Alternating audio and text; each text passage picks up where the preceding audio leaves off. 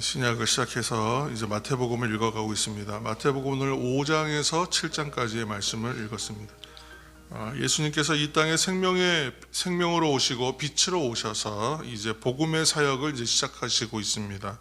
그 사역은 이 땅에 이제 하나님 나라를 선포하고 가르치시는 것, 그것이 가장 큰 사역입니다. 예수님의 사역을 크게 정리하면 세 가지에서 가르치시고 전파하시고 고치시는 사역으로 이제 설명할 수 있죠. 오늘 읽은 본문 5장에서 7장까지는 이제 우리에게 산상수훈 또는 산상보험 또는 산상설교 이렇게 유명한 말씀입니다. 우리가 5장 3절의 말씀 한 절 읽겠습니다. 5장 3절 심령이 가난한 자는 복이 있나니 천국이 그들의 것이미요. 아멘. 이제 팔복의 말씀을 이제 시작으로 하여 하나님께서 우리에게 이제 어떤 분이신가를 이제 가르쳐 주는데, 예수님께서 말씀을 전하시는데 이 말씀을 보시면 하나님을 아버지라고 이제 부르는 호칭을, 하나님을 아버지라고 부르는 호칭이 이제 횟수가 계속 반복돼요. 근데 보면 총 산상보훈에만 17번 하나님을 아버지라고 부르는 장면이 계속 반복됩니다. 구약 시대의 모세 때에는 그 제사장 나라의 법이라고 했잖아요. 그래서 이제 율법이죠. 그래서 그 율법을 수여하여 주실 때에는 백성들이 감히 하나님 앞에 나아갈 수가 없었고 하나님의 성호를 함부로 부를 수가 없었어요. 굉장히 멀리 계신 하나님으로 인식했는데, 지금 이제 예수님께서 우리에게 전하시는 하나님 나라에서 가르치는 그 가르침 속에서는 하나님을 아버지로 부른다. 그 아버지로 부르는, 그러니까 하나님의 지금 나라는 하나님을 아버지라고 부르는 나라이다라고 이제 그렇게 정의하고 계신 것이죠.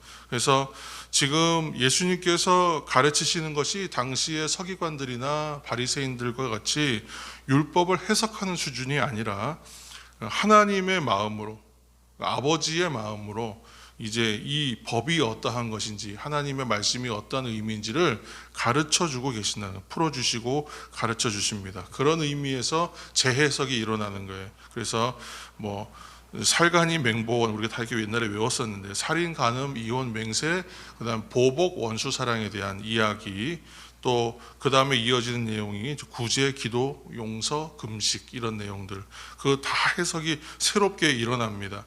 그러니까 예를 들어서 구제 같은 거 할 때에 다른 사람들에게 보여주면서 하는 이 외식하지 말고 은밀하게 하라.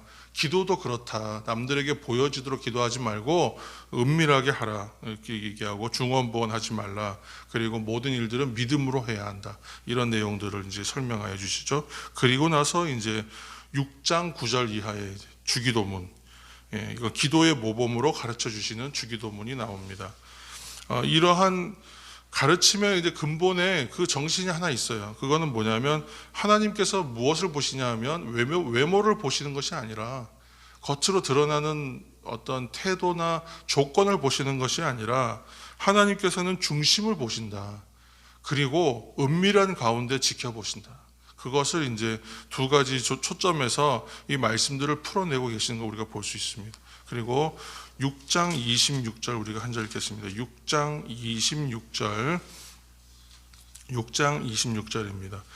공중의 새를 보라. 심지도 않고 거두지도 않고 창고에 모아들이지도 아니하되 너희 하늘 아버지께서 기르시나니 너희는 이것들보다 귀하지 아니하냐. 아멘. 예수님께서 말씀하시는 것은 무엇보다 중요한 것이 있는데, 그것은 한 영혼의 소중함, 한 영혼이 소중하다, 그 얘기를 하세요. 한 영혼이 소중함을 말씀하여 주시고, 천하보다 더 귀한 것이 바로 그 한 영혼이다.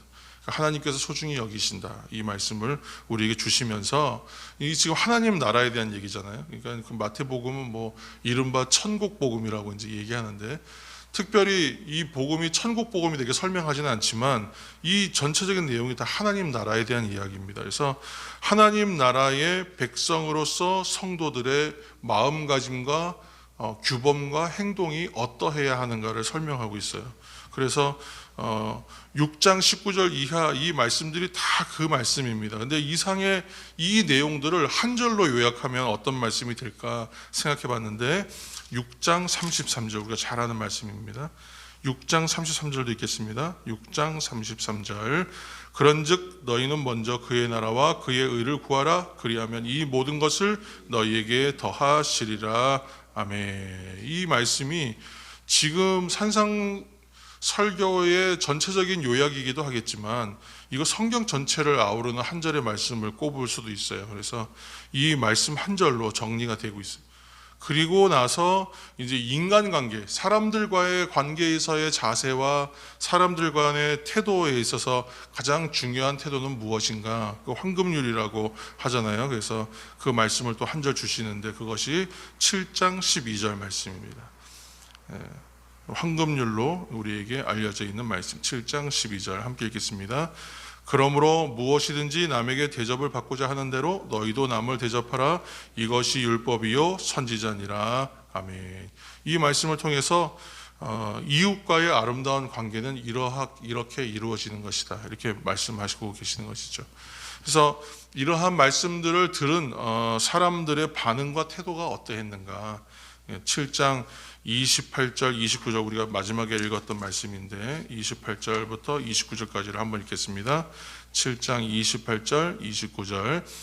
예수께서 이 말씀을 마치시며 무리들이 그의 가르치심에 놀라니 이는 그 가르치시는 것이 권위 있는 자와 같고 그들의 서기관들과 같지 아니함 일러라. 아멘. 사람들이 이렇게 놀라워합니다. 굉장히 놀라워요. 놀람 그 자체예요. 왜냐하면 이런 가르침은 지금까지 서기관들이나 바리새인들이나 어떤 랍비들이 풀어내는 그런 율법을 해석하는 그런 수준이 아니거든요. 그래서 지금 비교할 수 없는 어떤 권위가 있었다. 그리고 깨달음으로 그 중심에 그 말씀이 파고 들어오니까 사람들이 굉장히 놀라워하는 거예요. 이러한 일들이 가능한 이것은 왜 그러한가? 아까 전에 이제 하나님 아버지의 마음으로 말씀을 우리에게 풀어주신다고 했는데 이 예수님께서 사람들, 우리 제자들 또는 하나님께 백성들을 바라보시는 그 시선이 있어요. 그러니까 우리가 5장 1절 우리가 첫 절을 한번 보겠습니다. 오늘 읽었던 본문 중에 5장 1절 5장 1절입니다. 함께 읽겠습니다. 5장 1절. 예수께서 무리를 보시고 산에 올라가 앉으시니 제자들이 나아온지라. 아멘. 예수님께서 무리를 보시잖아요. 무리들을, 사람들을 봅니다. 그러니까 예수님께서 보시는 것은 처음부터 뭐라 그랬냐면 겉을 보는 것이 아니라 그 사람들의 내면을 본다 그랬어요. 그 존재 자체를 보는 거예요. 그거는 일종의 꿰뚫어서 보는 거예요. 그냥 보는 것이 아니라. 그래서 겉으로 드러나는 현상을 보는 게 아니라 사람들의 중심을 보시는 주님이시잖아요. 그래서 이 무리들의 존재가 어떠한가, 이 땅 위에 살아가고 있는 인생들이 어떠한 존재인가를 보신 거예요. 그 존재에 방황하는 것들과 그 영혼이 갈 바를 알지 못해서 헤매는 것들과 그 영혼들의 어떤 비참함, 그 현실들을 보시요. 그냥 그 모습들을 보고 나서야 주시는 말씀이 산상설교라고 생각하면 이 좀 보는 관점이 달라져요. 그래서 이 존재들의 비참함과 방황함과 갈 바를 알지 못하는 유리방황하는 이 사람들을 향하여 하나님 나라는 어떠한 것인가? 하나님 나라의 백성들로는 어떻게 살아야 되는가? 그리고 예수님은 누구이신가? 하나님은 우리에게 어떻게 아버지가 되시는가를 설명해 주시는 거예요. 그래서 처음에 팔복을 얘기할 때에 너희들은 참 복 있는 백성이야 이렇게 말씀하여 주시고, 그 다음에 하나님 나라에서의 규범은 이런 것이다. 그리고 나서 이제 7장 이제 21절에 이제 마지막 결론 부분입니다. 7장 21절. 제가 2절 말씀드리겠습니다. 7장 21절. 7장 21절. 함께 읽겠습니다. 나더러 주여 주여 하는 자마다 다 천국에 들어갈 것이 아니요 다만 하늘에 계신 내 아버지의 뜻대로 행하는 자라야 들어가리라. 아멘.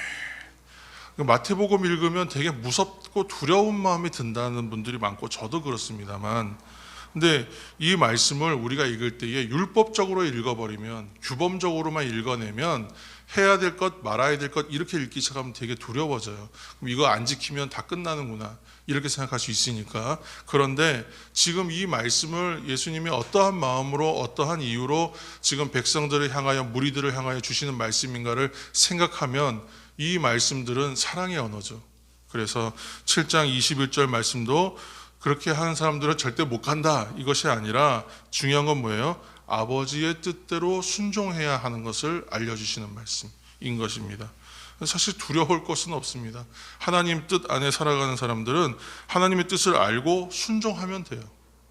믿음이 동반돼야겠죠. 그리고 어떠한 마음으로 주시는 건지 그 시선을 알아야겠죠. 그 시선을 아는 사람들은 내 존재를 꿰뚫어서 보시는 주님의 시선을 느낄 수밖에 없어요. 그래서 하나님 앞에 나아가는 것이 즐겁고, 때로는 두렵고, 때로는 감사하고, 모든 것을 털어놓을 수 있는 그러한 자리가 되는 것입니다. 한 영혼을 소중히 여기셨던 주님께서 오늘도 우리와 동행하십니다. 여러분, 이것을 사실을 기억하시면서 하나님 말씀을 깊이 붙드시고 이 사순절 기간 또 신약을 읽어가시면서 하나님의 은혜를 깊이 체험하시는 저와 여러분 되시기를 예수님의 이름으로 축복합니다. 함께 오늘도 기도하며 나가겠습니다.